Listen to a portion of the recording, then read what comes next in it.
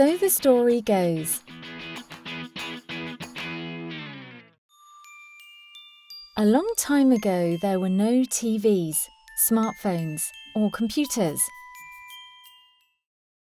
In fact, most people didn't even know how to read. So what did they do in their free time? They listened to stories. Storytelling is one of the oldest forms of entertainment. Telling someone a story was, and still is, a way to feel close to others, to share memories and teach important lessons. Storytellers were like actors. They made the stories and characters exciting. They didn't read the stories, they remembered them. These stories connected the past with the present. This was important in cultures without a written language.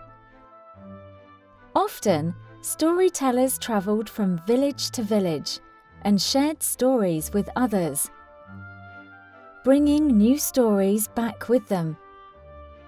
People in different countries told stories in different ways.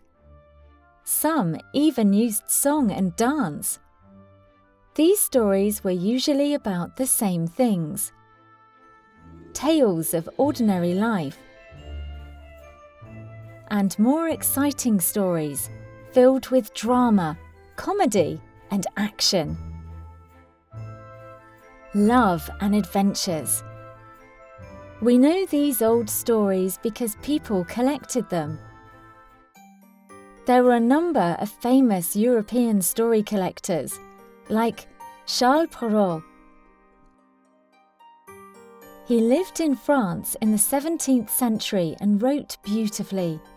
As an old man, he started to collect popular old stories for children. For example, Little Red Riding Hood or Sleeping Beauty. Jacob Grimm and his younger brother Wilhelm also collected stories. The brothers Grimm lived in Germany in the early 19th century. They loved listening to old stories and decided to write them in books so that nobody forgot them. They collected more than 200 stories.